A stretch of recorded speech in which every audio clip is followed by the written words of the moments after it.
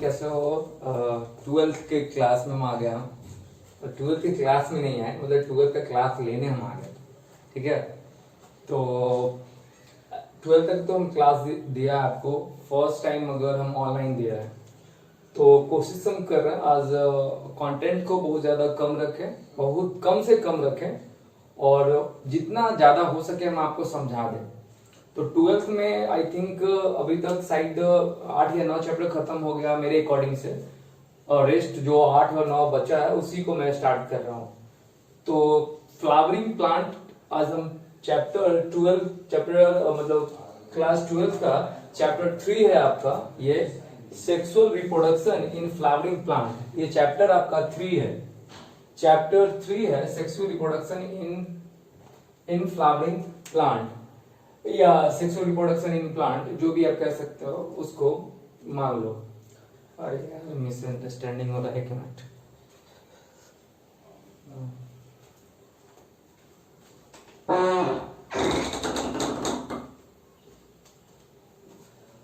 Good morning बच्चा बच्ची, this is me Vikas, faculty of bio redefined के चैनल पे आया हूँ बायो पढ़ाने के लिए। इस बार ट्वेल्थ का बहुत मांग तो नहीं था क्योंकि ट्वेल्थ में अभी हमारे पास कम बच्चे हैं, उसके बावजूद भी जहां तक मुझे याद है मैं ट्वेल्थ का हाफ हार्टेड चैप्टर खींच चुका था और उम्मीद था कि मैं मई तक ही खत्म कर दूंगा, मगर इस कोरोना काल में सब कुछ पानी फिर गया।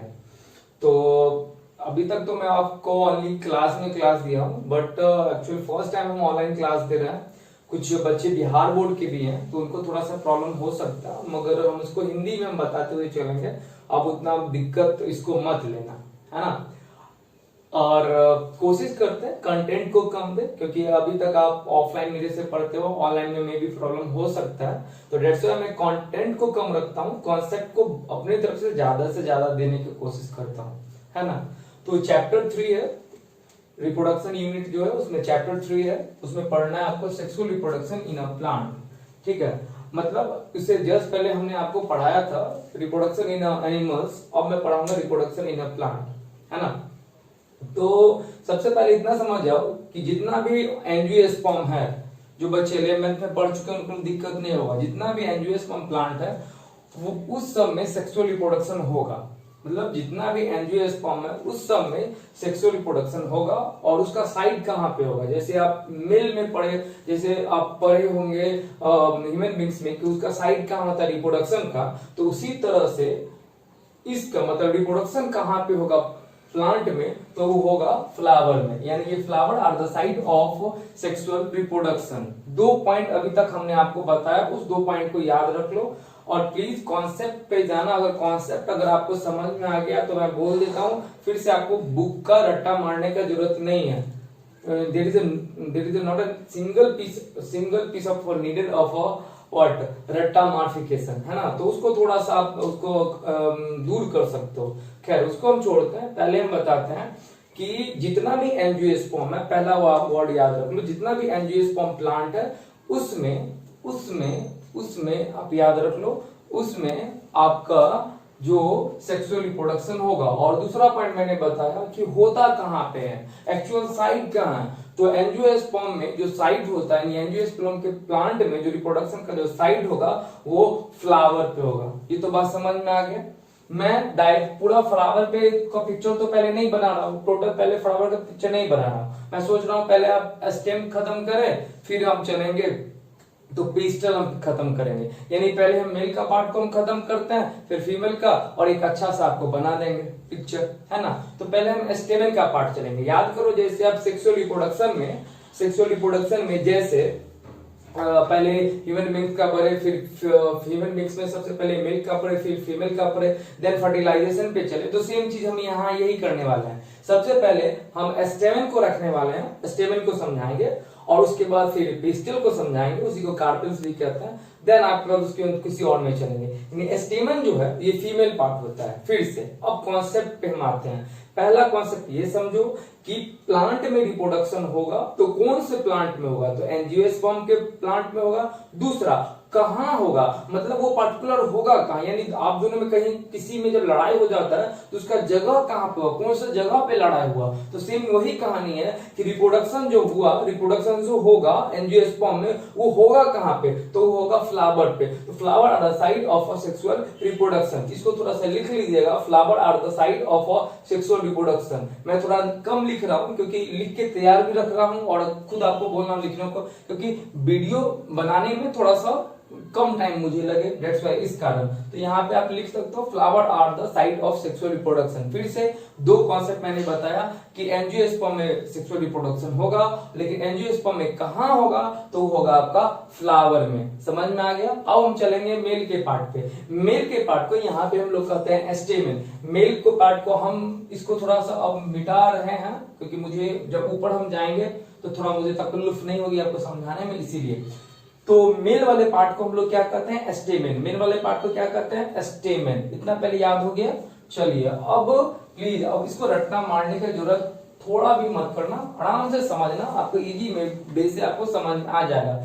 ये मेल का पार्ट है जिसको हम स्टेमेन कहेंगे, और स्टेमेन दो भाग में डिवाइडेड होता है। ये नीचे वाला जो भाग दिख रहा है, जो थ्रेड लाइक स्ट्रक्चर है, उसको हम लोग फिलामेंट कहते हैं, और ऊपर वाले पार्ट को हम लोग एंथर कहते हैं। इतना पहले याद हो गया। यानी male part of a flowering plant is called stamen. मतलब बिहार बोर्ड वाले बच्चे टेंशन मत होना, थोड़ा उबियाना मत कि इंग्लिश क्या चल रहा है सर। सिंपल सा कि जो लड़का होगा ना फ्लावर में, उसको स्टेमेन कहेंगे, ठीक है। मेल वाले पार्ट को हम लोग स्टेमेन कहेंगे। और स्टेमेन कितने भाग में डिवाइड है, दो वाले पार्ट में। पहले को हम लोग कहते हैं फिलामेंट और दूसरा को हम लोग कहते हैं एंथर। पहला को हम लोग क्या कहते हैं भाई, फिलामेंट, और दूसरा को क्या कहते हैं भाई, एंथर। इतना याद रख लो, इतना तो कम से कम याद आपको याद रखना ही पड़ेगा। थोड़ा नाम याद रखना पड़ेगा। कैसे आप बगल बगल में किसी का या कहीं स्कूल कोचिंग में सबका नाम याद रख लेते हो, है ना। तो सेम इसी तरह से आप याद रख सकते हो कि मेल वाले पार्ट को हम लोग कहते, लो हम लिख ही देते हैं यहाँ पे। मेल वाले पार्ट को हम लोग स्टेमेन कहते हैं, और फीमेल मेल वाले पार्ट को हम लोग कहते हैं स्टेमेन। और स्टेमेन कितने भाग में डिवाइडेड, दो भाग में, एंथर और फिलामेंट। देखो अब इसको यहाँ पे फिगर को अब इसका डायग्राम को रटने का, डायग्राम नहीं कहने का मतलब है किस शेप का वो रटने का कोशिश मत करना। ये देखो ये धागा जैसा है ना, तो thread like structure is called filament. Hindi वाले बच्चों के लिए धागा जैसा जो स्ट्रक्चर होगा उसको फिलामेंट कहेंगे। और ऊपर में बायलोब्ड, ऊपर में ये देखो बायलोब्ड है, इस तरह का जो स्ट्रक्चर होता है उसको कहते हैं बायलोब्ड। और एंथर कैसा होता है, बायलोब्ड होता है। एंथर कैसा होता है, बायलोब्ड होता है। इसको थोड़ा सा आप देख लीजिएगा। इतना तो क्लियर हो गया। अब मान लीजिए इसमें से एक हम ग्रोव अगर यहां से निकाल लें, ऐसे करके ऐसे करके ऐसे करके ऐसे करके, तो ऐसे काउंट करोगे तो कितना हो जाएगा, 4।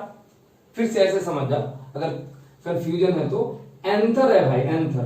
तो 3D हम तो यहाँ पे डायग्राम नहीं बना सकते, बस हम बता देते हैं। एंथर जो होता है बायलोब्ड होता है। क्यों, क्योंकि यहाँ देखो कितना लोब है, 2। एंथर के पास 2 लोब होता है, इसीलिए उसको बायलोब्ड कहते हैं। और फिलामेंट धागा जैसा होता है, इसीलिए इसको थ्रेड लाइक स्ट्रक्चर भी कहते हैं। पहले याद हुआ। एंथर जो होता है बायलोब्ड होता है। देखो एक इधर 2 लोब है ना, एक इधर 2 लोब, तो इसीलिए इसको हम लोग कहते हैं बायलोब्ड, ठीक है। और ये फिलामेंट होता है धागा जैसा, इसीलिए इसको हम लोग कहते हैं थ्रेड लाइक स्ट्रक्चर। इतना पहले समझ में आ गया। यानी एंथर कैसा है, बायलोब्ड। एंथर कैसा है, बायलोब्ड। अब हम इसको ऐसे चलेंगे, मान लो इसमें से अगर हम इसमें से एक ग्रुप यहां डाल दे और एक ग्रुप यहां निकाल दे, ठीक है। एक ग्रुप यहां डाल दे और एक ग्रुप हम यहां से निकाल दे, ठीक। अब ये निकाल लिए। अब दूसरा पहला पॉइंट आप समझना, आपको समझ में आ चुका होगा। पहला पॉइंट थोड़ा सा माइंड को रिकॉल करते रहो कि मेल वाले पार्ट को स्टेमेन कहते हैं। स्टेमेन 2 भाग में डिवाइड है, एंथर और फिलामेंट। और एंथर जो होता है वो बायलोब्ड होता है, ठीक है। एंथर क्या होता है, बायलोब्ड। और फिलामेंट कैसा होता है, थ्रेड लाइक स्ट्रक्चर। उबना मत, क्योंकि 12th में उतना ऑनलाइन क्लासेस में हम कॉमेडी नहीं दे सकते हैं। ऐसा अगर आप सोच रहे हो कि हम देने वाले हैं तो बिल्कुल ही गलत है। यहाँ मुझे MB ज्यादा लग जाता है देने के चक्कर में। अब हम यहाँ समझेंगे और इसका थोड़ा फुली फोकस क्लास में यहाँ पे करना। अब एंथर कैसा है, बायलोब्ड है। बायलोब्ड मतलब कितना लोब, दो लोब, एक इधर और एक इधर। ये बात आपको समझ में आ गई या नहीं आई? आ गई। अब समझाते हैं कि हर एक लोब में दो थीका होता है। हर एक लोब में कितना थीका होता है? दो थीका। कहेंगे कैसे? देखो, हम यहां से ग्लोब हम खींचे ना, तो एक इधर थीका, इधर थीका, एक इधर थीका। एक मिनट, एक आपका एक इधर थीका और एक इधर थीका, तो कितना थीका हो गए? दो हुए ना। यानी कि एक लोब में कितना थीका होते हैं? दो थीका, इसलिए डायथेसिस भी कहते हैं। इसको याद रखना। देखो, कंफ्यूजन होगा आपको हर एक वर्ड पे, और मुझे खुद नहीं पता चल रहा है कि ऑनलाइन पे कितने बार आपको बोलूं, कितना स्लो बोलूं जो आपको समझ में आ जाए। क्योंकि क्लास में तो हो नहीं जो क्वेश्चन आप एनालाइज कर सकते हो, है ना। और मैं ये नहीं चाहता बिल्कुल भी कि जब आप वीडियो खत्म कर दो तो कहो सर वहां पे मेरे को प्रॉब्लम है, इसको हम कैसे सॉल्व करें। इसलिए थोड़ा सा हम स्लो ही चलेंगे, कंटेंट को थोड़ा कम ही रखेंगे, लेकिन समझा ही के निकलेंगे। और आप भी ये सोच लो कि हम जब वीडियो खत्म करेंगे तो 110% समझ के ही निकलेंगे। डेट्स वाई आप इतना ध्यान रखो, थोड़ा इतना ध्यान रखो कि आपके अगल बगल में कुछ भी हो रहा है उस पर आप ध्यान मत भटकाओ। अब यहाँ देखो, एस्टेमेन वाले पार्ट को क्या कहते हैं? एंथर। और क्या कहते हैं? फिलामेंट। एंथर को क्या कहते हैं? बाइलोड। क्यों लोड? क्योंकि इसमें क्यों कहते हैं बाइलोड? क्योंकि यहाँ पे एक लोड और दो लोड होता है। इतना पहले समझ में आ गया। और इसमें थीका कितना होता है? एक एंथर में कितना थीका रहता है? तो दो थीका रहता है। कैसे? अगर यहाँ बीच से अगर हम ग्रोव अगर ये काट दिए तो इधर थीका हो गया और इधर थीका हो गया, इसीलिए इसको डायथेसिस भी कहते हैं। फिर से एक बार और, एंथर को कहते हैं बाइलोब्ड। क्यों कहें बाइलोब्ड? क्योंकि यहाँ पे आपको दिख रहा है दो लोब है, ये दो लोब, इसीलिए कहेंगे बाइलोब्ड। अब एक बार और इसमें रहता है एक लोब में, देखो एक लोब, दो लोब, और एक लोब में दो थीका रहता है। कैसे? यहां से क्रॉस सेक्शनली अगर हम देखते हैं ऐसे कट करके, तो एक इधर थीका, एक इधर थीका, इसीलिए इसको डायथेसिस भी कहते हैं। पहले इतना याद हो गया। अब तो कितने टोटल थीका हो गए? एक, दो और फिर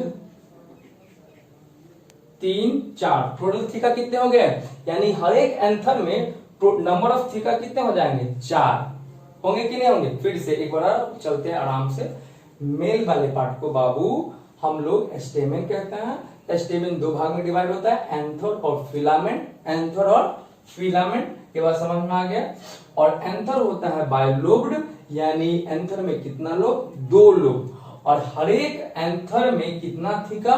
दो थीका। इसको जो बीच में हम ऐसे करेंगे, एक इधर एक इधर, लेकिन टोटल एक एंथर में कितना थीका? तो चार। देखो, एक, दो, तीन, चार। यहां से ऐसे देखो, एक, दो, तीन, चार। बड़ा इजी है।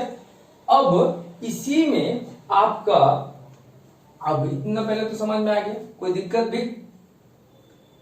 भी नहीं ना। अब मैं बताऊं, अब यहां इसी पिक्चर को मैं क्रॉस सेक्शनली यहां पे बनाया हूं। देखो, एक यहां वाला पार्ट उठा लिए हम, तो यहां आ गया। एक यहां वाला उठा लिए तो यहां आ गया। एक यहां वाला उठा लिए, यहां आ गया। ये वाला यहां उठा लिया। तो इसी पिक्चर को थोड़ा सा हम मतलब मॉडिफाई करके, इसी पिक्चर को थोड़ा सा हम मॉडिफाई करके इसको हम यहां लाए। ठीक है। अब समझिएगा, थोड़ा सा एक पॉइंट और आगे, एक मिनट थोड़ा मिटाने के लिए मुझे लाना होगा, जस्ट 1 मिनट।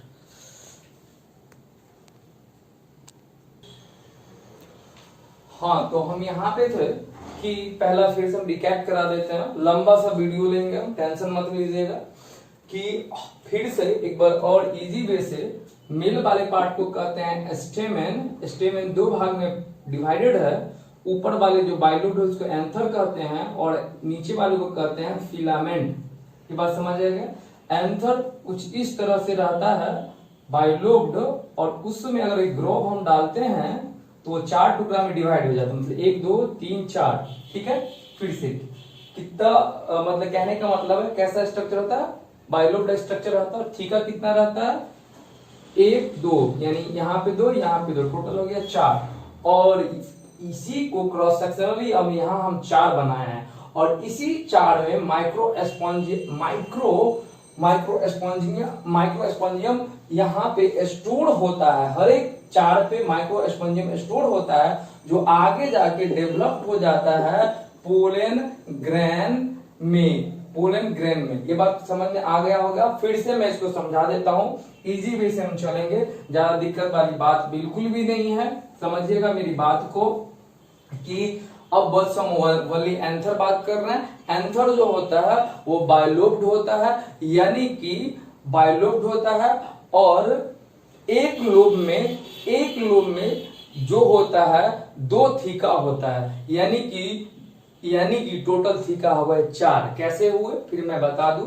जैसे एंथर यहाँ पे है आपका, मुझे लग रहा है बहुत सारे बच्चे यहाँ पे कंफ्यूजन हो पा रहा होगा, लेट्स रिपीट हम कर रहे हैं, टेंशन मत लीजिएगा। जो बच्चों को ज्यादा समझ में आ चुका है उन लोग के लिए, एंथर जो होता है वो बायलोब्ड होता है, ठीक।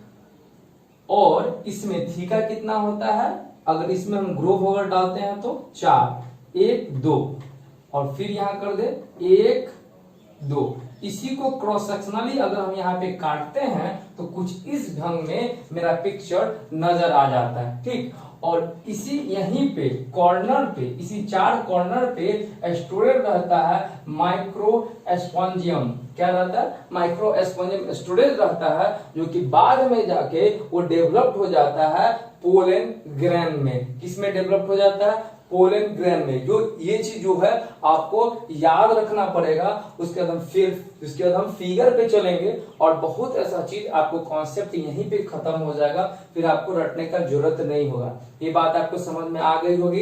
फिर से अगर बता दूं कि फ्लावरिंग प्लांट जो होता है ओनली एंजियोस्पर्म फॉर्म में होता है। दूसरा पॉइंट मैंने बताया कि फ्लावरिंग पॉइंट का साइड कहाँ पे होता है, फ्लावर में होता है। तीसरा पॉइंट मैंने आपको ये बताया आराम से, इजी वे से, ज्यादा इसमें तकलीफ की गुंजाइश नहीं होगी, कि मेल वाले पार्ट को हम लोग स्टेमेन कहते हैं। स्टेमेन 2 भाग में डिवाइडेड है, एंथर और फिलामेंट। एंथर जो होता है, फिर से मैं बता दूं, एंथर जो होता है पूरा इजी वे से याद रख लो। एंथर जो होता है बायलोब्ड होता है, और उसमें 4 थीका होता है, 1 2 3 4। कितना थीका होता है, 4 थीका होता है। और उस हर एक थीका में क्या पाया जाता है, माइक्रो स्पॉन्जियम पाया जाता है, जो आगे जाके पोलन ग्रेन में डिवाइड होता है। और कैसे डिवाइड होता है उसी को मुझे अभी समझाना है। ये पहले बात समझ में आ गया। अब इसको हम मिटा रहे हैं एंड दूसरे कॉन्सेप्ट पे जा रहे हैं, कैसे कैसे होता है। अब उसी को मान लो, इसी चीज को, एक ही को हम लेके चल रहे हैं, बस एक ही वाले पार्ट को हम लेके चल रहे हैं अब यहाँ पे, ठीक। समझना, सबसे पहले इसका बाहर वाले लेयर को तो इपिथेसियम कहेंगे हम, उसके अंदर वाले लेयर को इंडो कहेंगे, और उसके अंदर वाले को हम लोग मिडिल लेयर कहेंगे, और उसके अंदर में जो रहता है, जो लेयर यहाँ पे जो दिख रहा है, उसको टैप्टियम कहते हैं। पहला याद रख लो, फिर से आराम से, बड़ा इजी से, और रटने का कोशिश मत करना। यहाँ पे कैसे, ऐसे। एंथर जो होता है, एक बार और, एंथर बायलोब्ड होता है, और उसमें अगर यहाँ से ग्रोव अगर कट रहा है तो कितना टोटल थीका हो गए, 4 थीका हो गए। तो 4 मैंने यहाँ पे बताया, और उसी 4 थीका में प्रेजेंट रहता है माइक्रो स्पॉन्जियम, ठीक है, जो कि बाद में जाके पोलन ग्रेन में डिवाइड होता है। किस में डिवाइड होता है, पोलन ग्रेन में डिवाइड होता है। मतलब जैसे मेल से स्पर्म निकलता है, वैसे ही प्लांट में मेल के पार्ट से आपका पोलन ग्रेन डिवाइड होता है। तो हमने आपको पीछे वाले क्लास में बताया था, जब भी रिप्रोडक्शन लिया था, कि स्पर्म का कैसे फॉर्मेशन होता है। तो अब इसी में हम आपको समझा रहे हैं कि कैसे पोलन ग्रेन का फॉर्मेशन होगा, ठीक है। तो इसी पार्ट को पहले समझो कि पहला मतलब इसका पहले बाहर वाले लेयर को जो रहेगा उसको इपिथेसियम कहेंगे, उसके वाले को इंडो कहेंगे, उसके नीचे वाले को मिडिल कहेंगे, और सबसे लास्ट में जो रहता है उसको टैप्टम कहेंगे। क्या कहेंगे, टैप्टियम, टैप्टम, कुछ भी वो कहेंगे। समझ में आ गया। तीनों जो होता है ये तीनों प्रोटेक्शन में काम करता है। किसमें काम करता है?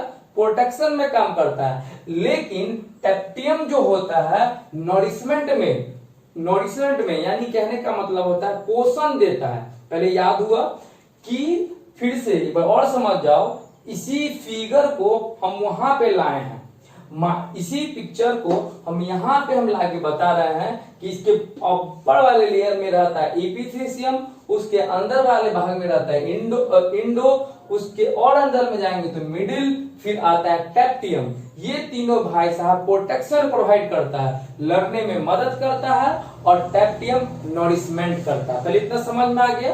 अब एक और हम समझाते हैं। एक होता है स्पॉन्जिनियस टिश्यू, एक क्या होता है? स्पॉन्जिनियस टिश्यू, जो यहाँ पे हम आपको कलर करके बता रहे हैं वो होता है स्पॉन्जिनियस टिश्यू। उसका क्या काम होता है जस्ट समझाएंगे। और उसके अंदर पाया जाता है, जो 11th में क्लास कर चुके हैं उनको याद होगा, पोलन मदर सेल या माइक्रो स्पोर मदर सेल या पोलन मदर सेल, कुछ भी आप याद रख सकते हो। क्लियर हो गया? यानी कि फिर से मेरी बात को समझना, अब बड़ा इजी से हम आपको समझाएंगे कि इसमें सबसे बाहर वाले लेयर को क्या कहेंगे? ईपी, उसके अंदर वाले को इंडो, उसके अंदर वाले को मिडिल। ये तीनों किस में मदद करेगा भाई? तो किस में मदद करेगा? तो ये तीनों प्रोटेक्शन करेगा। और इसके नीचे रहता है टैप्टम। क्या रहता है? टैप्टम। और टैप्टम किस में मदद करता है? नॉरिशमेंट में मदद करेगा। और लास्ट हम चलेंगे कि टैप्टम के बाद जो एक रहता है स्पॉन्जिनियस टिश्यू, वो क्या करता है उसको हम समझाएंगे। और सबसे अंदर में रहता है पोलन मदर सेल। क्या रहता है? पोलन मदर सेल, या समझो एमएमसी, जो बाद में जाके डेवलप्ड हो जाता है पोलन ग्रेन में। बाद में किसमें डेवलप होता है? पोलन ग्रेन में। बात समझ में आ गया? देखो, जैसे ही फिर से हम समझा रहे हैं, पोलन मदर सेल जो होता है बाद में जाके पोलन ग्रेन जो डेवलप्ड होता है, यानी जैसे जैसे ये बढ़ने लगता है तो स्पॉन्जिनियस टिश्यू जो होता है इसको डिवाइड करने में मदद करता है। फिर से मेरी बात को समझिएगा। ईपी जो होता है, इंडो जो होता है, मिडिल जो होता है, वो प्रोटेक्शन में करता है। टैप्टम नीट में अभी तक नहीं आया है उसको टेंशन मत लो। लेकिन जब 2013 से पहले हर एक स्टेट का अलग अलग एग्जाम होता था तो हर एक साल पूछा जाता था। तो टैप्टम क्या प्रोवाइड करता है? नॉरिशमेंट। 10 बार बोल लो, याद हो जाएगा। टैप्टम क्या प्रोवाइड करता है? नॉरिशमेंट करता है। तो बाहर वाले को कहते हैं ईपी, इंडो, मिडिल। ये लेयर सब प्रोटेक्शन में काम करेगा। और मैं दूसरा बता रहा हूं कि टैप्टम जो होता है नॉरिशमेंट करता है, और एमएमसी जो है वही मैच्योर होने के बाद, मतलब समझो कि कैसे स्पर्म का फॉर्मेशन हुआ था, तो सेम उसी तरह से एमएमसी जो होता है वो आगे जाके पोलन ग्रेन में डेवलप्ड होता है। और उसमें टैप्टम जो होता है वो नॉरिशमेंट प्रोवाइड करता है। किसको? एमएमसी को। और स्पॉन्जिनियस टिश्यू क्या करता है? डिवाइड करता है। यानी क्वेश्चन ऐसे पूछ सकता है कि डिवाइडिंग टिश्यू कौन है? तो स्पॉन्जिनियस टिश्यू डिवाइडिंग टिश्यू है। नॉरिशमेंट कौन प्रोवाइड करता है? टैप्टम। और ये तीनों क्या प्रोवाइड करता है? तो ये तीनों आपका प्रोवाइड करता है, आप सिंपल से याद रख लीजिएगा, प्रोटेक्शन में। तो आप ऑलरेडी याद हो चुका होगा।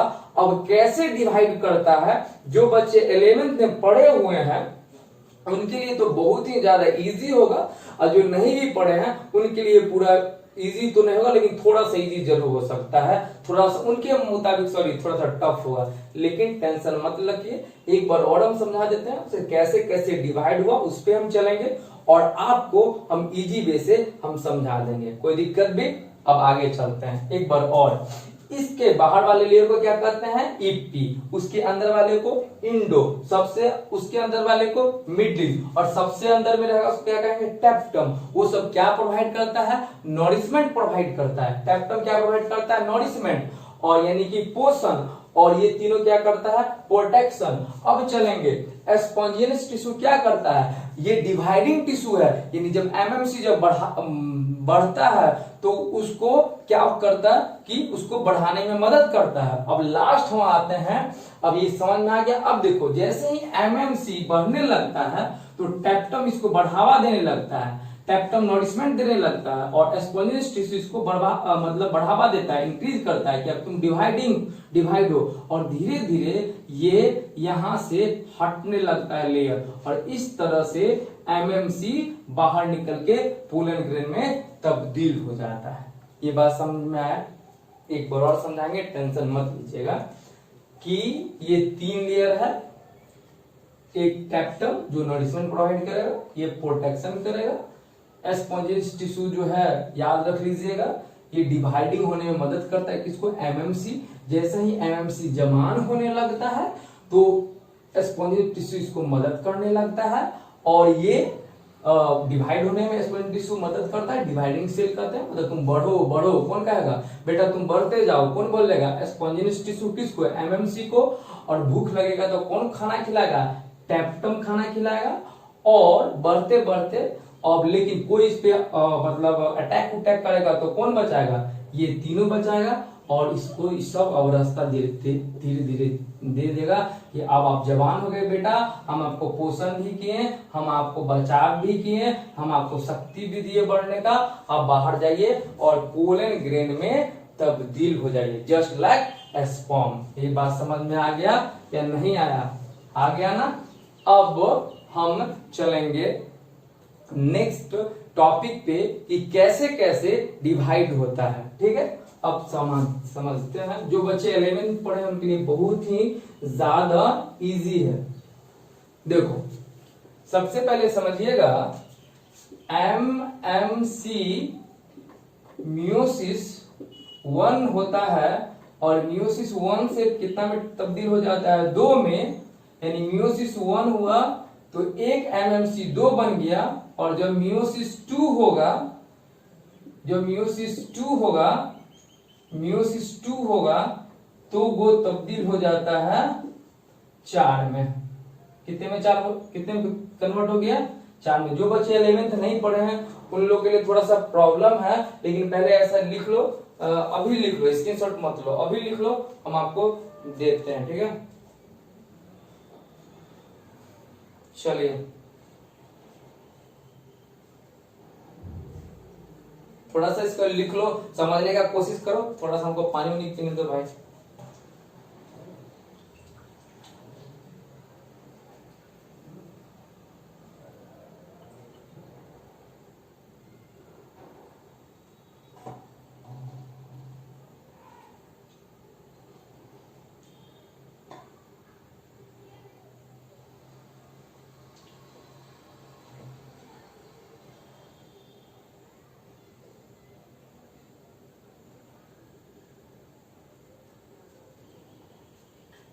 देखिए फिर से, एमएमसी मियोसिस फर्स्ट होगा तो 1 से बन जाएगा 2। ठीक है, अब जब मियोसिस 2 होगा तो 2 से बन जाएगा 4। तो उस समय कहेंगे हम लोग माइक्रोस्पोर टेट्राड। 1 से 4 बन जाएगा तो क्या कहेंगे हम लोग, माइक्रोस्पोर टेट्राड। और फिर इसके बाद फिर माइटोसिस होगा, इसके बाद फिर क्या हो जाता है, माइटोसिस हो जाता है। तो जितना है माइटोसिस में, आप तो पता ही होगा कि माइटोसिस में नंबर कभी घटता नहीं है, ठीक है, या बढ़ता नहीं, जो जितना होता है परफेक्ट होता है। उसको थोड़ा सा देख लीजिएगा, आपके लिए बेटर होगा।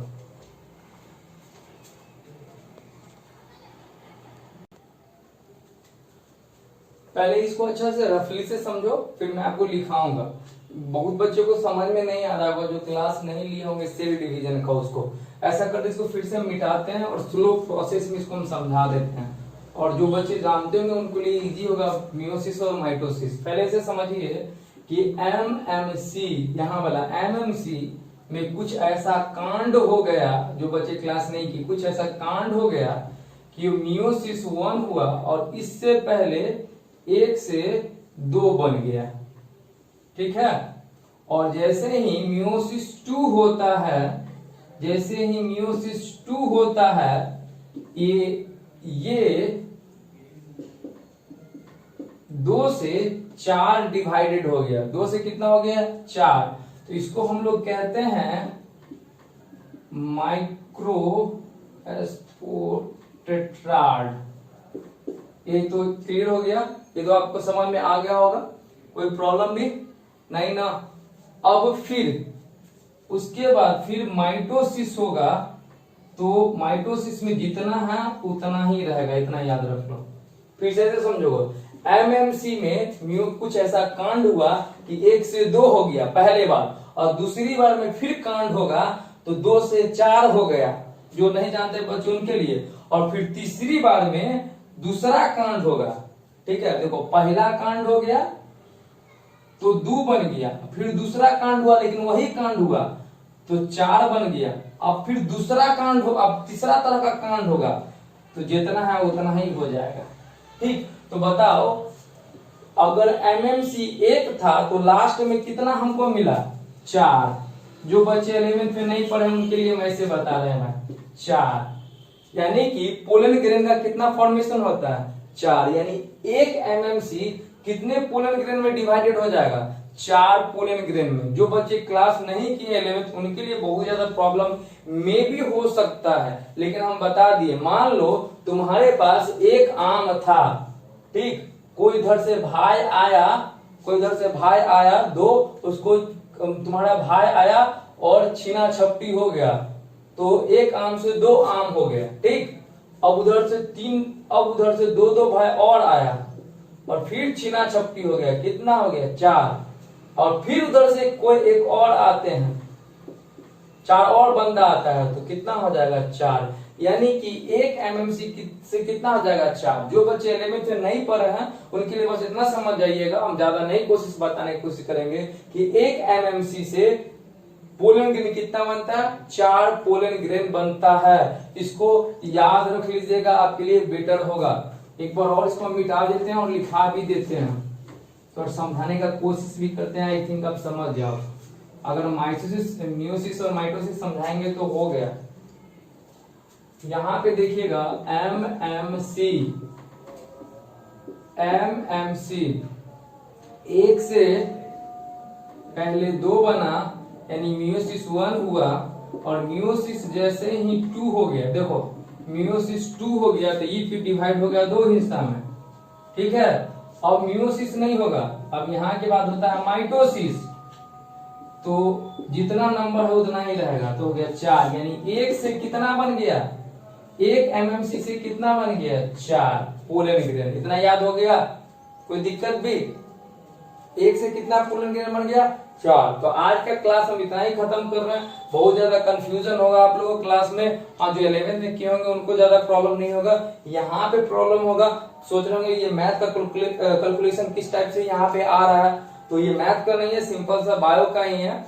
माइटोसिस और मियोसिस थोड़ा समझना होता है सेल में, जो आई थिंक आप नहीं समझे होंगे, थोड़ा सा प्रॉब्लम हो सकता है, मगर ऐसे समझ आओ। फिर से हम समझाते हैं। पहला कॉन्सेप्ट ऐसे समझो कि एक एमएमसी से कितना पोलन ग्रेन बनता है? 4। लेकिन जो बच्चे अब थोड़ा जानना चाहते हैं, क्लास 11th नहीं पढ़े, उनके लिए हम बता देते हैं। मान लो एमएमसी था, कुछ ऐसा कांड हो गया जो 1 से 2 बन गया, फिर कांड हुआ 2 से 4 बन गया, फिर उधर से कोई और कांड हो गया, ये बन गया 4। इतना समझ जाएगा। एक एमएमसी से 4 एमएमसी बना है। कल हम आएंगे नेक्स्ट वीडियो के साथ, ठीक है। आई थिंक थोड़ा मोड़ा डाउट होगा तो क्वेश्चन जरूर पूछिएगा इजी वे में, ठीक है। चलते हैं, बाय।